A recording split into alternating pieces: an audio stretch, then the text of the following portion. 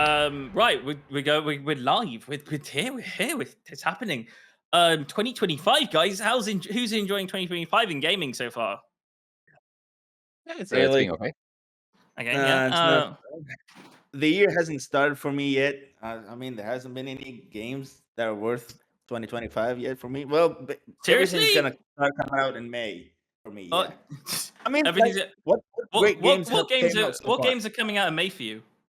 Okay, for me, bro, we got the big banners in May. Well, perhaps for me, in May, I believe like we got Doom: The Dark Ages in the 15th, and then at the end we have like Elden Ring, Night Rain, and there's like the Chinese new game like Last Soul Aside. So yeah, May is That's gonna be a awesome. banner for me. Okay. For me, by the way, before I get into it, before we get into our actual fantasy games, for me, there's a lot of good games that are just smashing it. January was kind of empty a little bit for me. I don't think there was anything majorly out in January, but as soon as February hit, Blue Fox, Civilization 7, That looks quite nice. it Although does look quite nice. I've heard some critiques, but to be fair, every strategy game also needs a lot of work after the game is released. Like like strategy games, you can never release perfect the first time around because you need balancing, you need testing, you need patches, you need updates. So it's always hard to judge them from the get-go. So for that reason, I'm a little bit waiting. Also because my computer probably doesn't handle it. So I'll probably wait to upgrade my computer. But yes, And as much as you Civilization can 7. And as much as you can build a game and all that kind of stuff and like create something that looks amazing, you have no idea how the players are going to play that piece of art that you've made. So updates are always required because the audience always changes. Kingdom Come Deliverance has Oh come yeah, I was out. gonna ask you about that. What are your thoughts on Kingdom Come Deliverance 2? I heard a lot of good things about it. One word: epic. Just epic. It's absolute. It fits in at Okay. my top. It's currently in first place for Game of the Year at the end of this year. If Okay, that any is a other big. games, there Okay. are potential games that can overtake that. But yeah. Also, Tomb Raider Remastered. I'm doing that on stream right now. I think Blue Fox, you've seen a little bit of me play that game. That game is difficult. Oh, Yeah, bro, come on. That's how old games are, bro. Old games were very, very harsh compared to today. Most of them hold your hand and stuff, and that's what I absolutely like about the old games, man. It used to be That's why. harsh, it used to be That's brutal, and that's how it should be. Oh, for yeah. That's me, of course. right. So let's go into fantasy games. So we'll start with the first question. Um, Obviously, we've brought some games along, but we'll get into the questions. What draws players to a fantasy world in games? Kickstart with Camazoid. Why not? Okay. So from my perspective. I believe like what gets the attention of a lot of players to a fantasy open world game is the world that they're about to play in and experience, the way it looks, it's the environment, the creatures within this world, the people inhabiting this world. One example that I want to mention, this is something that I've always been wondering about. Is a lot of people love the video game Bloodborne, even though it's part of like the Souls game and everything. And to me, it's like not my favorite. But the reason I see a lot of people liking this game a lot, it's because of its fantasy world. It's a like a gothic world very dark with very consumed crazy creatures who are just looking to consume your blood or eat you and all. And you're like known as the hunter. You hunt all these creatures and monsters. This world's literally not inhabitant, so it's just you against everything around you, and your job is to just hunt your prey. So even after you defeat a boss, it doesn't like the game doesn't tell you like you have succeeded, you have defeated this enemy. It tells you like prey slaughtered. So this is the reason why this fantasy is so captivating, because of how dark and gothic it is. So it just captivates you and interests you to discover to like what happened in this world. Why is everything like this? Why am I hunting all these creatures for no reason? Does my player is crazy or something? So I believe what makes a really great fantasy open world game is the world that the player is going to engage in. Does it give that question of like, does it want the player to discover what's going on to this world? Because I believe it's just the world itself has to push the interest of the player to try to discover what happened, or the story behind it, the story behind the world itself, the characters, the environment. So yeah, I believe that it's the world building, the world itself, what makes a great fantasy game, and of course the story behind it. Okay, right. And Blue Fox, you? Yes, I fully agree with Kamisoid in the sense, yes, it's as the word itself says, the fantasy, our imagination, the idea of exploring a world that doesn't exist in our own, but we can imagine it. It's what draws our attention to these fantasy worlds. There are different type of fantasies. Of course, there is the most traditional elves and gnomes and whatnot, kind of Lord of the Ring imagination that we have. Most games like, Mhm. you know, Dragon Quest or Dragon Age or The Witcher that have a more, let's say, traditional world building. And there's the more dark and cube fantasy like the Dark Souls games, Bloodborne. But yeah, also intrigue us in a different way because we see a distorted way of our fantasy imagination. Yeah, of a fantasy. Yeah, exactly.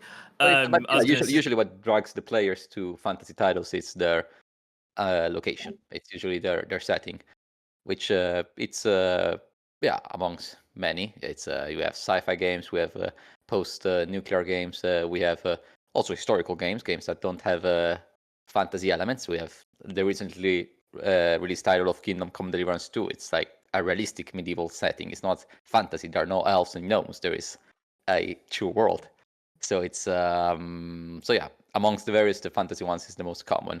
Which, by the way, maybe I should say this just at the beginning of the podcast. I'm not the greatest fan of fantasy games. I'll say it. It's I have not played my Skyrim. I have not played lots of mainstream fantasy games. It's not my preferred settings. I do have games that I love, which are fantasy setting, like my beloved Zelda Breath of the Wild. You can consider it a fantasy, but it's yeah. Usually, I'm not. I don't play that many fantasy games, but regardless, there's still an appeal to them. So I'm glad to discuss them in today's podcast.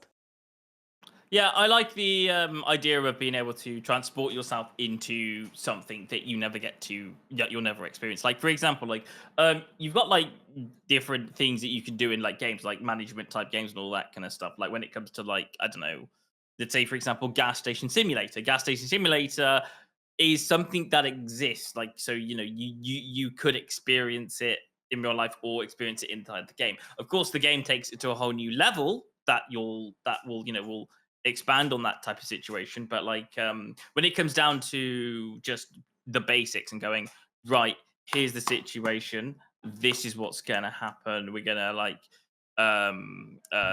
transport you into a fantasy realm. This is like, oh, we're going to take you into the past, into like a whole new place. It's like, I think just gaming as general is just a great way of transporting you into experiencing things that you'll never get to experience. And I think that's just like part of what gaming is. It's just like cementing down and giving you a different experience, putting you into the life of somebody else. Yeah.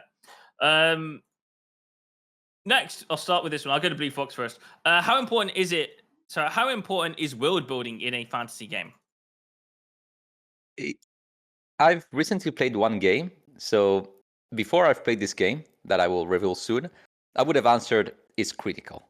You gotta have a lore and a world building well done in a fantasy game because people again are attracted to the idea of playing a fantasy game because they want to explore the world, they want to see the various kingdoms, the various empires, the various creatures, the conflicts, the magic, the traditions, the prophecy and whatnot.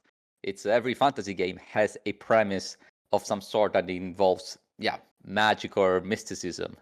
However, Okay. I recently played a lovely title called Joe Dever's Lone Wolf, which is based on the novels of Joe Devers. That doesn't dive that much into the lore and world building as much as your typical The Witcher or your typical Dark Soul. It's more, it's allude to that there is a world that has some rules. You have these Sky Lords and whatnot, but the game focuses more on the setting itself of the mission that the player has to accomplish.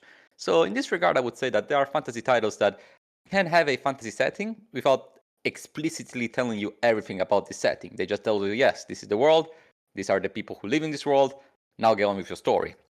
It can still work. And I believe that I really enjoyed this title, this Joe Diver's Lone Wolf, explicitly for this reason, because the game didn't lose too much time explaining everything regarding the world, but yeah, it kind of hinted at various aspects, and then yes, it let you carry on with the adventure. This, I believe, also the Dark Souls games are known for. That yeah, they don't explicitly tell you everything about the world. You just kind of have to figure it out along the way. So it's it's important, the lore and the world building, but it's not as crucial as I would claim.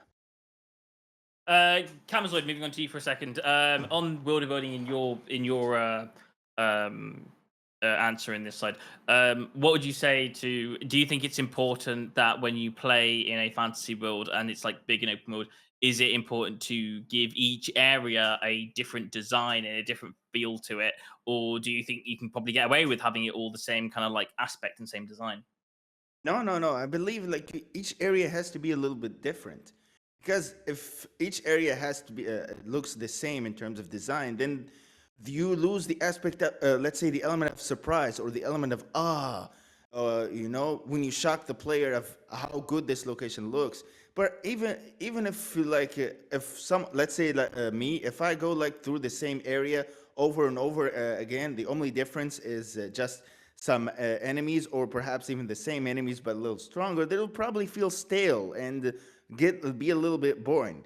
When you have like different areas, different locations, they look absolutely different. Each one has basically has its own look and its own enemies, its own area, and everything that it gives that location, let's say, its own description, something like that.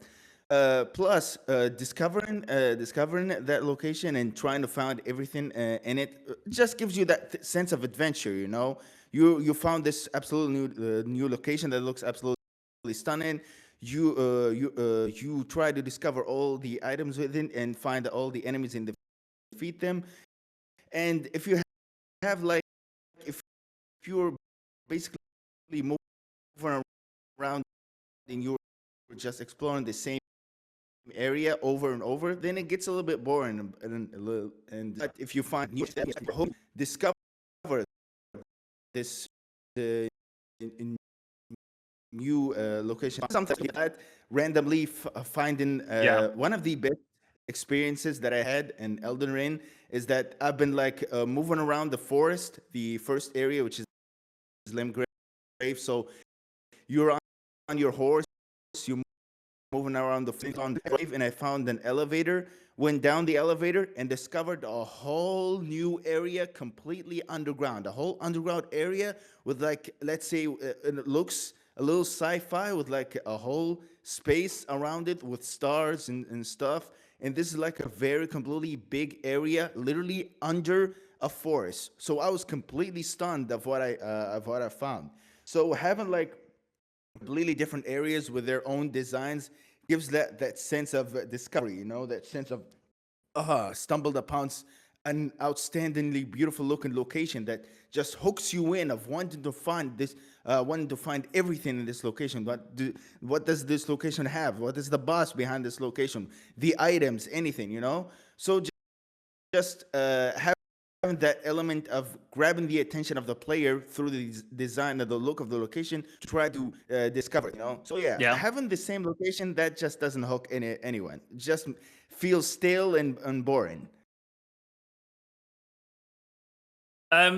Would you say that's like then important to like immersion, all that kind of stuff? Like, for example, let's go with when you're like inside the game, that's one level of immersion about how much it doesn't like how much it detaches you from real life, and it puts you inside the game, for example, and you're like really connecting with the game because now you're this character in this game. But then you've got that extra level of immersion because now you're in this area of this game. Do you think like it's like do you think when you're inside that area it detaches you from the rest of the game for that period that you're in that area? Camazoid. I'm gonna be a little. I'm gonna be a little. Do you want me to redo the question again? Yeah. Just make it quick and short. I'm sorry, but my Sorry, yeah, connection's really messing me up. Yeah, that's here fine. you I'll go, repeat the for question. folks. You're seeing live some technical issues from Kamizoid Live himself. I'm technical sorry. issue. Yep. Yeah, no. What I was saying is, do you think that level of immersion is impossible? Like, it is like important because, like, when you step into the game, you gain your first level of immersion because it connects you to this character in this world, and that second level of immersion is even more important because it connects you into that area inside the game. That you're like, okay, I'm not interested in the rest of the game right now. I'm just interested in this particular area. Yeah. Absolutely. Absolutely think so. Because it's very important to get just have like various types of location within this world just to explore and discover because it hooks you in. I don't know exactly because for me, like, take it from me from the way that I played Elden Ring. I just because for me, when it comes to like it is important for open world games, and for me, it's just I'm the type of person who plays video games, just keeps moving forward, and I'm just excited and hoping on what more, what am I going to discover more, what am I going to see, what type of enemies I'm gonna be facing next, what type of location I'm going to find, what's the difference gonna be within this location. That's why when I finish like Elden Ring or when I finish like any of the From Software games, I always get sad because I want more. So the beauty when it comes to open world games is that they have the feeling of you want to discover more, you want to see more of these worlds, you want to see more of these characters, these enemies. So I think having like different areas, different locations, with of course, all with their unique design, with their different NPCs, enemies, bosses, just hooks you in on that discovery. Plus, it's also of a way of discovering the art that the game itself's trying to show you. Okay. All right. Camazoid, sorry, but Blue Fox, I'm moving to the next question with you. How important is it for the soundtrack in creating these magical and fantasy atmospheres? Well, the soundtrack is always important in a video game, kind of regardless of if it's fantasy or not. It's quite a key element to really immerse the player in whatever adventure they are in.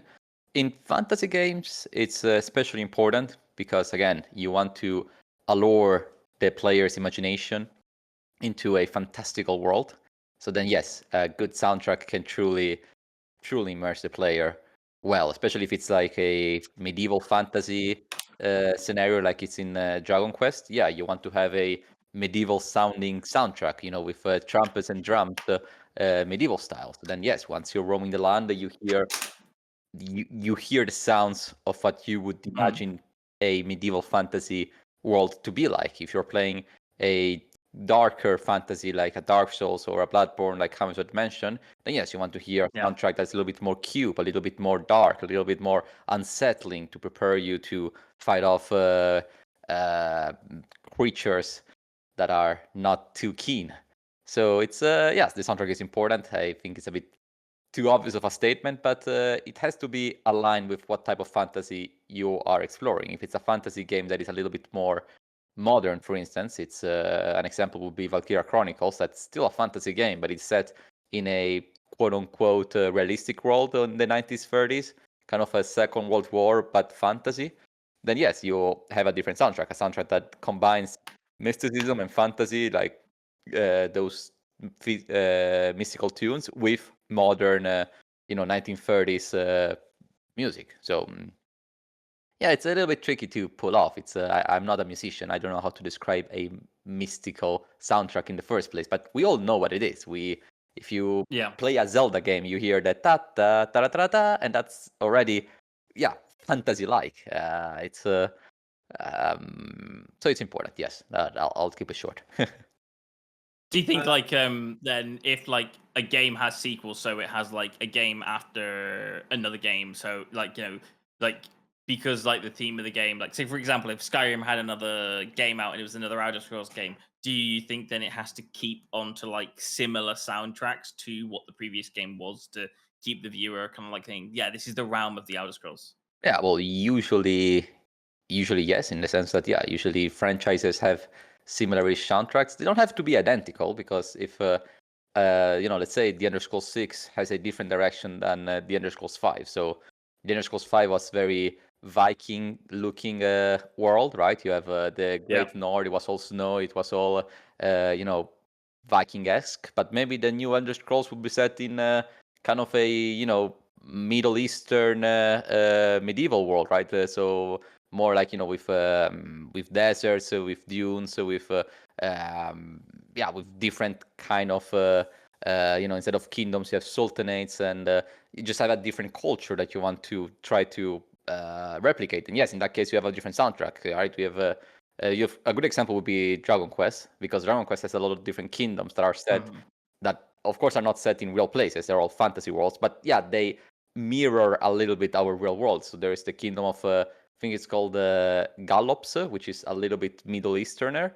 And you have next to it, you have a kingdom like I think it's called Spagonia, which is more like Spanish-ish, right? So then the soundtracks are different. The one that's more Spanish, you hear a little bit more Spanish-esque music, and the one that's more Middle Eastern, you hear more music from the Middle East, right? It's or then again, Skyrim is more Nordic, right? It's more Viking, so then you have more Norse kind of music. So it's so it depends. So if the sequel to Skyrim would be set again in Skyrim, which I highly doubt, but if that's gonna be the case, then yes, it makes sense to recycle and enhance the soundtrack that you already have. If you are gonna set it in a very different world, in a jungle replicant to Mesoamerican Aztec vibe, then yes, you gotta give it a little bit more Latin American-esque music. It's you have to be careful where you set it. You cannot just use the same soundtrack anywhere you go, right?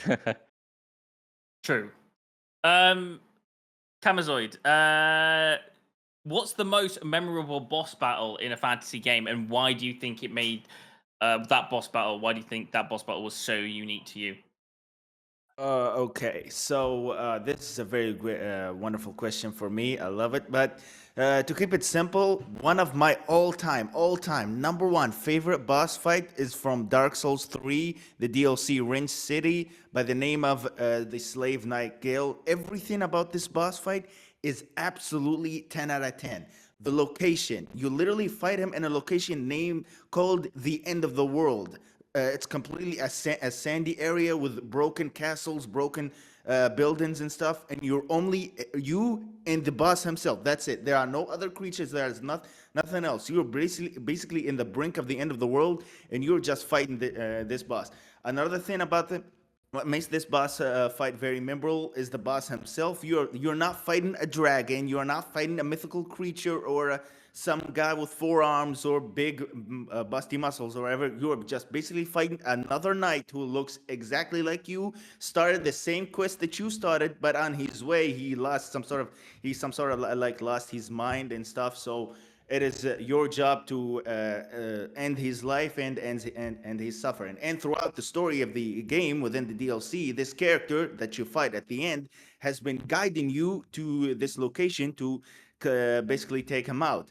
Another thing that's absolutely memorable about this boss fight is the music. The music sets the tone of the fight to make you experience something great. And it start off very slow as you like fight him, and the more damage you deal him, the crazier and louder the music gets, because you are seeing this boss little by little lose his mind, lose all sense of his humanity, lose sense of himself, and you're just and the music just shows that through how stronger and louder it gets, and the more damage you deal to him, the crazier he gets. Another thing memorable about it is the story behind it. As I said, like the whole story is how this knight guiding you to challenge him and defeat him, and use his soul in order to like recreate the whole world again. So I believe what makes for me this boss fight very memorable is the story that it tells, the location where this boss fight is, and the boss fight itself. The reason why I absolutely love this boss fight is that is because you're not fighting a mythical creature or a dragon. You're just fighting someone who looks exactly like you and started the same quest as you, but throughout the journey, he is someone who's lost his mind, lost in humanity, and you have to be like that brave knight who cannot lose. You have to be the one to free him. and be like that righteous knight who saves the world, you know. So that is why for me this is the most memorable boss fight, and of course in a fantasy setting. Right. Okay. Right. Moving on to the next question on my list. Okay. I know. I'll get back to Camazwood for this one because I feel like you've got an idea probably about this one as well. How do side quests enhance or distract you from the main story as you proceed in the game? And should they distract you? Okay, this is gonna be a little bit of a harsh opinion for me, but I feel like side quests completely distract you from the main quest itself, and I agree. there could be reasons for that. One of the most annoying reasons for me is sometimes this is something that I hate about video games is sometimes they push you to do unnecessary, boring, uncreative side quests in order to level up, to strengthen yourself, just so you can continue doing the main quest, the one thing that you're actually more interested in. And this is something that Assassin's Creed, specifically Assassin's Creed Valhalla, did. It's just push you to do boring side quests in order to level up to be able to do the main quest itself, and I absolutely hate that. And I'm not someone who's against having side quests as long as they are interesting, one thing, and the second thing, as long as these are side quests related to the characters within the world. One thing that I absolutely love about this game that I mentioned, okay, this is not a fantasy game, this is more realistic.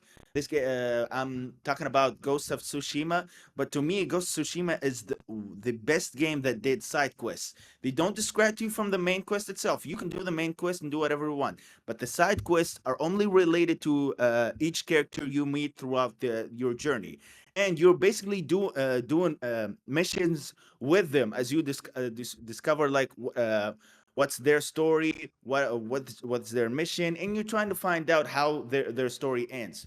So these side quests are done in a way to start you the story of this side character, and it pushes you and interests you to see how the side character story ends. So it only focuses on this character, and this side quest focuses on this character. So it doesn't feel like a side quest. You're okay. Go give me this, and that's it. No, this Yeah. is a side quest that you're literally following a story of this character, and you want to see it from start to finish. And I believe that is the best way to put a side quest. Not just go to a shop, go to some guy, talk to him on the side quest. Just go fetch me this item, or go kill this bounty hunter, or something. I absolutely despise those side quests, especially when it pushes you to do side content in order to strengthen yourself to do the main story.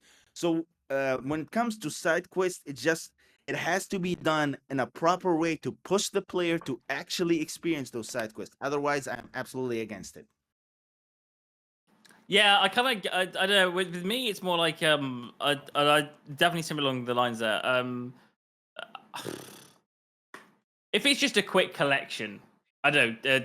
Opinion, like, go with my opinion on this. If it's just a quick collection, again, I think that's totally fine. It's just a quick little thing. But it's like one of the things that annoys me about a really long side quest line is when it's when they do that thing where it's like it takes you so far away from the main story that you actually forget what the main story by the time you get back to it was. You're like, sorry, I need a recap. I need to remind myself where I was in this thing again. Like I'm so far off the story because I have to keep doing side quests all the time just to level up that I'm just now I have no idea what the story is. Do you ever get that?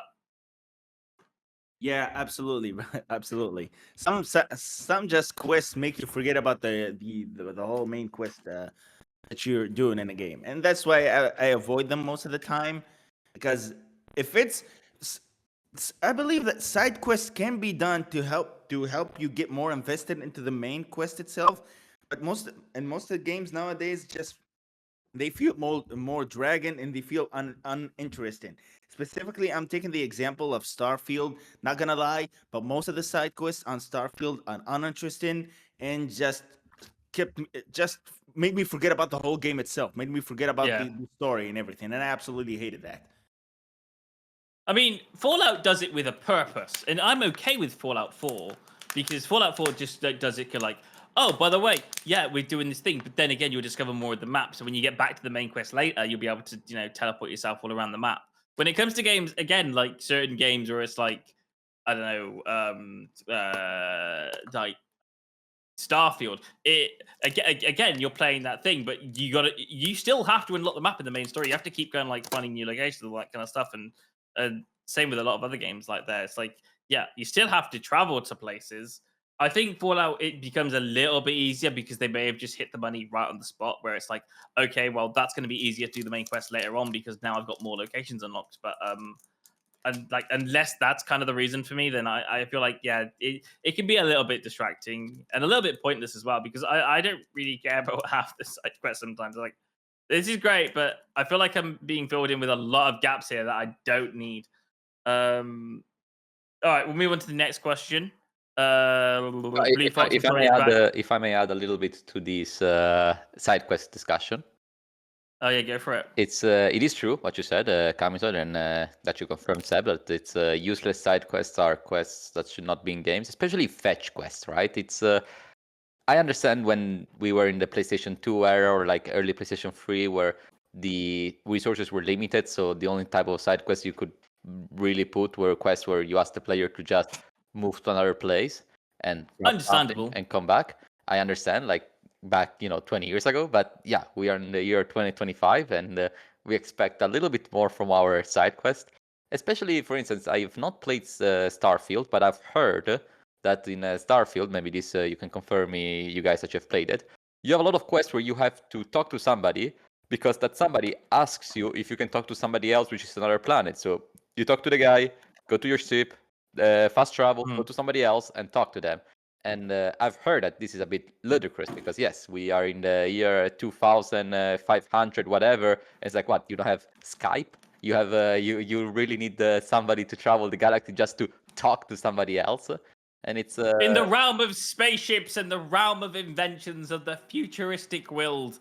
It's but yeah, like we don't I can have understand when Skype or holograms or like, a phone for I can that understand if it's a matter. fantasy title like a medieval one, like where at least people don't get to travel that much. But like, come on, in a sci-fi environment, you have quests where you have to travel around to give a message to somebody else. Like it feels also disingenuous. And again, as a player, you're not doing much. You're just talking to somebody and then walking towards another position to talk to somebody else to then go back to talk.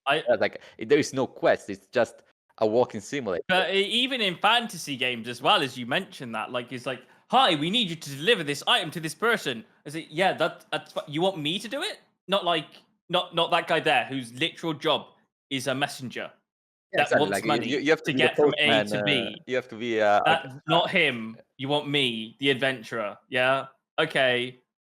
So yes, in this regard, this type of side quests really don't have a place in gaming in the year 2025. They definitely are an extremely lazy. There can be like at most one or two, maybe just to introduce the player to some mechanics, like oh, you have to climb the mountain, so we'll teach you how to climb the mountain. But it's ludicrous that you gotta do this type of quest, or even when like you're 20, 30, 40 hours in the game.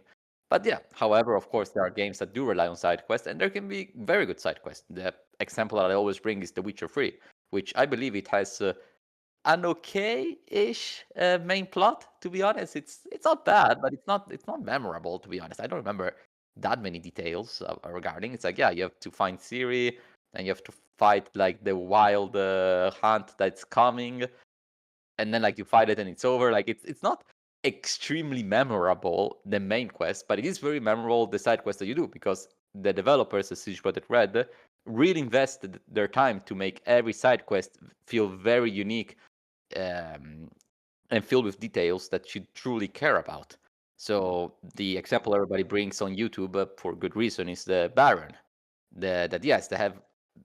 He has his own line of side quest, one after the other one, that can last you like literally 3 or 4 hours of gameplay. Like it's pretty long, and it's at most I think like you have to do only half to find what you were searching for. The rest is fully optional, but you still do it because you're invested in the plot of the Baron. You're like, oh yeah, this guy's having troubles in his life and you want to fix them, and you find secrets upon secrets, and it's interesting. So then yes, you're incentivized to do it because you not only get to do something interesting to play the game, but you also get to learn more about the world and the situation of this particular NPC.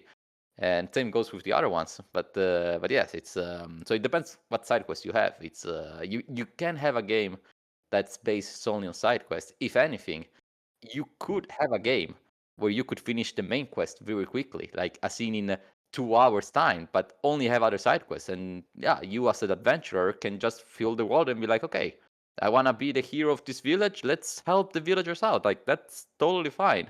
But one thing is to help them out and actually approaching them and learn what they're doing. And one thing is to be the postman. So it's yes, it's important to contextualize and give purpose to the side quests. I Especially in agree. a fantasy title where like you have, cool, things around. And yeah, again, it's you have magic wizards, you have orcs, and you're still the, postman. So it's yeah. Blue Fox, may I knight you to do a quest to get from and save the whole realm of Albion and to allow you to gather your sword and shield and all that. But first, could you deliver this parcel to the king of that place over there, please? Could you just... And even the Thanks. king Great. is like, oh, can you give these oranges to my neighbor? It's like, you're kidding, right? You're kidding. Oh no! It's, Here's like a funny story for me. There's a game that I loved back in the day, but I despised the sequel. Uh, Ever heard of like Darksiders? I don't know if you guys heard of it. I've heard about it, yes. I feel like I've heard of something around Oh. that, but not really. No, the first game was good. Was good. I Yeah. loved the character. I loved the story. It was really good. And the world is absolutely good. Then we go to the second game. The second game had a lot of what we are literally talking about now, and I finally remembered what a lot of gamers call it, which is fetch quest. So basically, you go talk to this guy, go talk to this guy, and go talk to this. Now, I want you to focus on this. The main character that you play with is called Death. And most of the game, you're basically go talk to this guy, get this item, take it to this guy, get this item. Now back to this guy, talk to him so he can give you this item. Now, hear me out. This is one of the quests. Now, in order for you to open this door to advance to the next location, you have to find 3 souls. So, okay, I go in, I found the first soul, talk to it. He's like, all right, let's go. I'll open this door for you. I go to the second soul. I talk to him. I said that the only way to earn me is to fight me and beat me. Okay, start a boss fight, beat him. All right. I go to the third soul. He tells me, okay, you want me? Yes. Okay, go get me this. I get him that. Now go get me this item. I'll go back, get him this item. Okay, now go talk to this guy, use those items, combine them, and then come back to me. I go do all of that, and then go back, talk to him, just so he can go and open the door for me. Like I had to. Where's the fighting? So much. Where's the fun battle combat and fighting? There isn't. And There isn't. The main character you play with is called Death. I have to convince a ghost. Yeah, okay. Come open a door for me, and he is like, "Nuh-uh, bring me this stuff so I can go with you." Like, bro, you're Death. Do something about it. Like, I don't want to do this, and yet I still did it. I still can't believe I did, and just. I hated the sequel so much. I played it once, and I didn't even play the third game nor the fourth game. I just stopped right there. I didn't even continue. I know. I absolutely things like that. It's just, oh my goodness. I was going to mention. You guys might relate to me on this. If you've never played The Witcher, I'm guessing you guys have played The Witcher at some point. Would you say, yeah? Do you love how the tutorial is, hi, we've got to find a person. What's the person? Who's the person? It's Yennefer. We got to find Yennefer. Where's Yennefer gone? We don't know. At the end of the tutorial, you find Yennefer, but only after the king of the thing says, "Oh yeah, well done for completing the tutorial and finding Yennefer. Now your main quest is to find Ciri." Yeah, it's What we need you to do is to go out and fetch. Like, the fetch quest is the main plot of the whole game. Is you gotta fetch something. It's in video games you're a fetcher. It's if you fetch a fight, if you fetch an item, it's always you gotta fetch stuff. yeah. That's, So basically, yeah. Have we just said all fantasy games are all about fetching stuff now? Is that what we've come down to? Conceptually. Conception and fetching games. So we shouldn't call them fantasy. We should call them fetching. It's the better name for them. And I think we can all all right. So overall, and as we complete this hour and as we can like wrap up this podcast slowly, I was going to say, do we think that the proper weakness in the whole of these games isn't so much as leveling skills or the NPCs or anything like that? All that kind of works great. The open world is brilliant on most of these games. The majority of where these games are weakness is the side quests. I don't think Is it's a that the side weakness? quest. There's weakness because again, the side quests are present in every video game, right? Not only Mhm. fantasy titles, also like Absolutely. Yeah. non-fantasy games. So it's no. If I were to say a weakness regarding the fantasy genre as a whole that I anticipated early in the podcast, I'm not the greatest fan of all, is that there are many fantasy games that are not very creative. Like, how many fantasy games have you played that you have like your gnomes, your elves, your swordsmen, your archers, your fifth. You have the big empire, you have the small kingdoms, you have the clans. Like some fantasy games, especially like I played Dragon Quest 11, and it was Boy, you've been playing way too much and it's World of Warcraft. no, but like I mean, I haven't because yeah, I'm not too big of a fan of the fantasy genre in general because there are some games that truly are not very creative in the sense like, oh, you have this whole, opportunities of making whatever thing you want to make. And then it's like, yeah, you just make a medieval kingdom fighting another medieval kingdom and there are some like orcs in the middle. Like sometimes it's a little bit underwhelming. It's I gotta say, like it's especially I played Dragon Quest, which I didn't enjoy too much because yeah, it was like stereotype after stereotype after stereotype. Like sometimes people forget that the word fantasy literally means, to fantasize something, to be creative, to imagine something that is not there. So yeah, if your imagination is limited to okay, let's take elves and gnomes and leave it at that, then yes, of course I'm gonna get a little bit bored. So Dark Souls games, for instance, they were very well received because yes, they were quite unusual for the time, right? Because yeah, this very different type of Boy, oh boy, Blue Fox. cube. What I Yeah, love. it's they I were quite praised for that. 100% But then yes, push you to play the Souls games, man. I've played the first. I played the Everything third you one. said, Played the I third would one. agree. I would agree with. Oh, you played the third? Played the third one. Yes. Oh, okay, Pretty dope. then because everything you said. Don't is mess with the basically what pro. the- Don't mess with the pro. everything you said is I'm good at basically it, of course. what the Souls game excel at is always their creativity is just so far as unlimited. They always hit you with something completely unexpected, and that's why a lot of people love these games because they want to see the kind of worlds. I'm sorry, the build. And that's why they're beloved. Because as I absolutely agree 100% with what you said, most of the fantasy games just feel stale, feel like the same. It don't give you something absolutely unoriginal.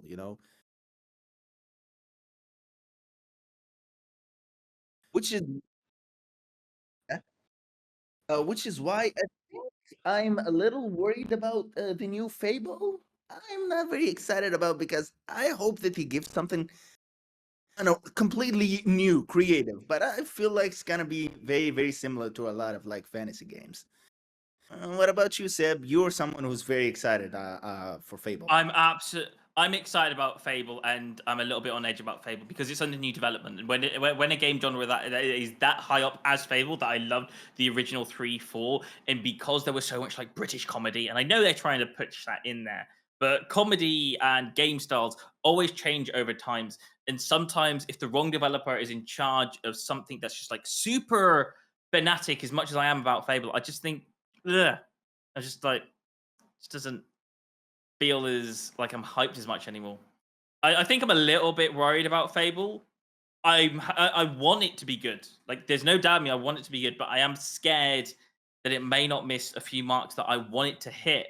I mean, and also I want it to have a good reception. I don't want people to judge that game because, like, let's be fair here. If it gets like 70% right, that's just only going to. I want them to make more games. I want them to get 100% right at some point. I don't want people to hate on it just because it's not perfection just yet. You know what I'm saying? Like, I want it enticed, but only if it's a good game. Like, be very serious, be very picky about it. If it's good, it's good. if it's alright, it's alright. Then make them make more games. Buy the game. But if it's bad, let them know, like situation. But like, yeah. Camazoid, I think kind of like I think it comes down to like, okay, Yeah. in a quick word, what do you think your strengths and weaknesses are when it comes to all these game genres, these fantasy games? What would you say the strength and weaknesses are for you? For me, what makes a really good fantasy game is the world itself, the world building. Is it very interesting? Does it catch my attention to see the kind of this world, explore it, discover it all, discover the story behind it? So I believe like the most important thing is the world building, of course. And I think I'm gonna go into a little bit of term technical. The design of this world, the environments, the kind of creatures within this world itself. Is it interesting to the point that it captivates me to discover a lot on it? Because most of the fantasy games, in my opinion, like take for example, this is something that for me, Dragon Age, the world within Dragon Age, like let's say 1 and 2, were not very interesting for me, and it's not something that I really want to learn a lot. So I just completely finished the main story and just ended there. Compared to like any of the From Software games, because the way these world look, they just catch my attention of wanting to see more, want to discover more. Why is this building upside down? Why is this area completely covered in red? Why are this sky red here? What happened here? So just these environments are created in a way that just pushes you to wanting to learn. Why does this area look completely different from this? What happened here? And you just discover the backstory behind it, that there was an absolutely insane war happened, and the because of this war that happened, this area completely changed, and it looks absolutely different than the other. So basically, the story behind the worlds captivate me to discover it. So for me, what makes a really good fantasy game is the world that the player is about to enter in. Is it captivating and interesting for me to learn more about it, or is it just very lacking and uninteresting for me to just push me to take care of the main quest and just finish the game and let it go? That point. And then Blue Fox, your weaknesses and strengths. Yeah, so the weaknesses already mentioned, the lack of creativity. Again, it's not for every fantasy world, right? It's of course every fantasy world has their own degree of how well it's made. But again, even The Witcher, which I would consider to be one of the most well-known, well-streamed fantasy game, is not that original, right? So yeah, you have that. As a positive, yes, it's again, you do have the freedom to create whatever world you want, and you're not limited into historical events or geography or whatnot. And you can draw from whatever culture, you can draw from whatever myths and legends. You have games like God of War, which used to be more lenient to Greek mythology, but then they went to Norse mythology, and they could do that because it's a fantasy title, so they don't have to justify that, right? It's if they want, they can. If the next God of War wants to use the Aztec gods, then yeah, they can do it, right? It's no justification needed. So there is the freedom. So I admire that, and also I would say that there is something inherent in our imagination. When we think of a video game, we always think of adventure. We always think of starting off as a young Link paladin, freshman from whatever school of sword, and then become a master. So then the fantasy world, it's quite accessible, right? Because then you can justify easily you were a whatever guy in the middle of nowhere, but then suddenly something happens and you have to start an adventure and you have to make your own party made of people who also have their own issues to solve. So it gives a good pretext to start an adventure. That's why a lot of RPGs, as in like role-playing games like tabletop, like Dungeons and Dragons, are fantasy, right? Because again, they give a very good pretext to start an adventure.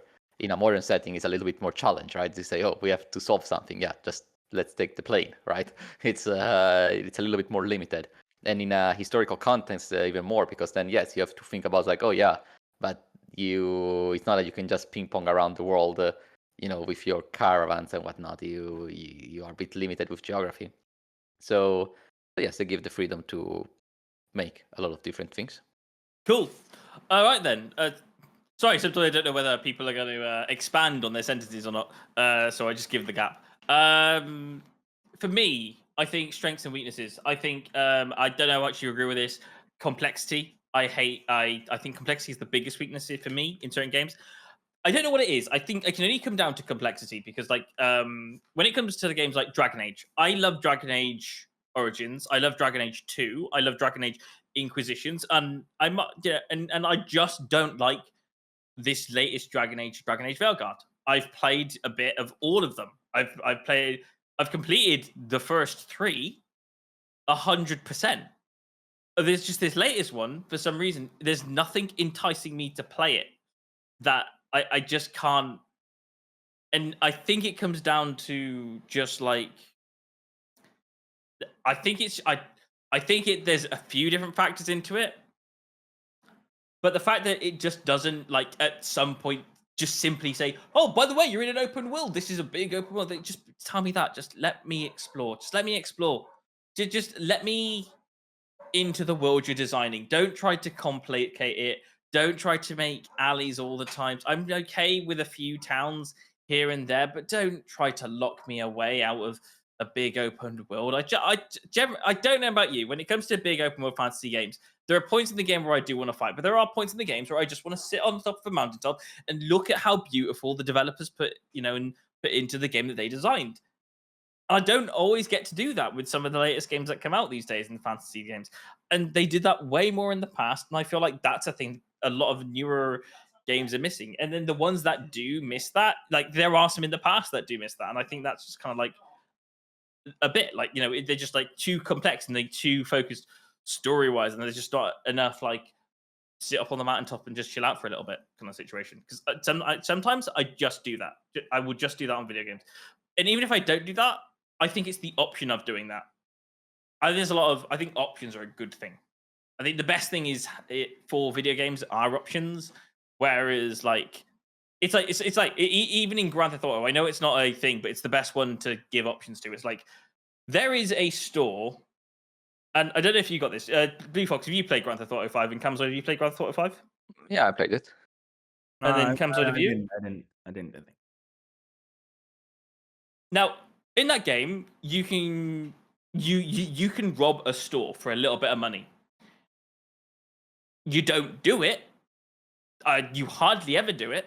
There's no reason to do it. But the fact that it's there and it's optional just adds that little bit of immersion in. Going like, yeah, I can if I want to at any point in this game. And there's a lot of that in that game. So if I ever get bored during the main story, I'm just like, I just want to rob a store. It's available to you. And I think those are some things that make games that a little bit more unique. Like, it's like in Skyrim, there is a completely pointless activity you can do where you can chop up wood inside a wood saw location. It pretty much pays for nothing. You chop down wood and you get 2 gold out of it. There's no reason why you would do that for money. But it's available and it's there, and it just makes it just adds that immersion into the game.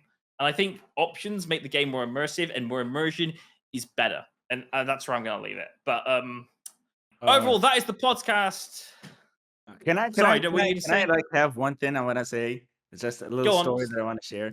It's just one of the questions that I'm looking into is how important is in-game economy in the fantasy experience? And when you said like in-game economy, meaning like the purchase system within the game itself, like when you're buying stuff.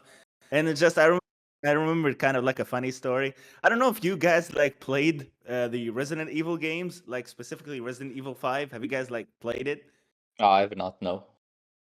You Seb? Resident Evil 5. I've played Resident Evil games. I don't know if I've played the Resident Evil 5. I think I have, but I'm not too sure. But carry on. Okay, the Resident Evil 5 store is just the funniest store in my opinion because you buy in a price, but when you sell the gun that you bought, it is just complete. It just rips you off. Like take for example this. there was I beat the game in the hardest difficulty, which is professional, and then now you unlock a special gun that's hidden behind that difficulty, which is like a huge infinite minigun. Okay, now you buy this minigun with, let's say, $500. So you reach that money point, $500. All right, I want to buy this minigun. Okay, you buy the minigun. Now let's say like you didn't like this gun and you want to sell it. Okay, I want to sell this minigun and just find it useless. Now you bought this minigun with $500 and you almost sell it at $50. What the hell is this? So basically just you've been ripped off. You buy a gun with $100 and you only sell it with $10. You buy a Halen item with $10 and you only sell it $1. Like It's it like feels a GameStop, right? ripped It's off, when you and try to sell a youth kind game. of funny to me. So Speaking of, oh no, go on. So it's just to me kind of like feels absolutely funny. The reasons why, because in Resident Evil 5, every item that you have to buy, you have to make sure to use it, because if you don't, you just been ripped off completely, and there's no going back behind your purchase. And I just find it absolutely funny how this purchasing or economic system Resident Evil 5 works. Like, did the whole BSIA, these organization that works to stop bioterrorism, why do they work with the scummiest person who sells weapon? Like, what the hell? I just find it absolutely funny, in my opinion. Just kind of like because for me, I remember like, oh yeah, I'm gonna buy this minigun. I bought it. I didn't like it. I was gonna sell it. I was completely confused. I felt like there was something wrong with my game. How do you buy an item with $500, sell it with $50? Like, what is wrong with this game? Like, what? I just find like it just feels like an economic system that's not fair with the player. It absolutely rips you off. I just find it like a little funny story. I'm gonna add in a funny story as well, because like I've got something in the economy realm as well, because this one's really short. I was looking for YouTube videos on how to make like a decent amount of money in Kingdom Come Deliverance, because that's a hard game to make money on. And then there was a guy who tried out literally every method to make money, on YouTube.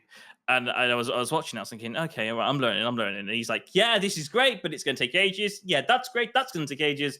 And then he found the perfect method. He was like, I found the perfect method. I don't even know if the developers know about this, but this is the best way to make money in the game, and it's investing. And I'm like, yes, come on. I found the perfect video for this. And I was thinking, I really hope this is still a thing and the developers haven't patched it up. In the comment section of the video, I think it's the top comment of it was the developers saying, well done. To be fair, like GG, right? If you are able to find a way to make the economy, then who are we to judge you, right? It's like, I generally think the developers put it in there on purpose as like a secret method of making money that the developers know and no one else can discover.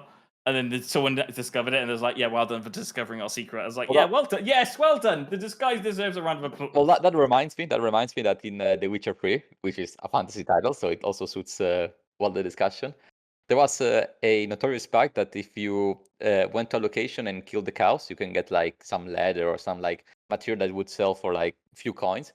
But the thing is that it was very close to an area where you would teleport and then come back and the cows would spawn again, right? So then you could just like spawn these cows, kill them, and then get some leather, then go back and then spawn again, right? And you would get to farm the leather. So what the developers did is that... I love this. Yeah, I love this. They added an enemy to the game, which was called something like the cow demon or something like that. And it was... He comes up to you and says... Yeah, it would like insta-kill you, or like at least very close to it. It would be extremely powerful and it would be undefeated. It was not defeatable. It was very fast, and that would only spawn if you killed more than like 10 cows or whatever. So that was a way to debuff this bug, which I think it was quite funny, because they could have just said like, oh yeah, the cows don't drop anything now, but no, they went the extra mile to add in just in because they were expecting just in case someone was cheating. So yeah, that is kind of it. Yeah, so it's I think that's the place to end it then. So thanks for watching. Yeah, I'll catch you guys on a very, very stream next time or something. I have no idea what I'm saying at this point. But there you go. Ta-da! Right. Yeah, that's Podcast. the end of That's the end of That's a wrap. fantasy. That's a wrap. So I guess That's a wrap. That's Yeah. it. yeah, that's all, folks. Bye. I think it's bye. Bye.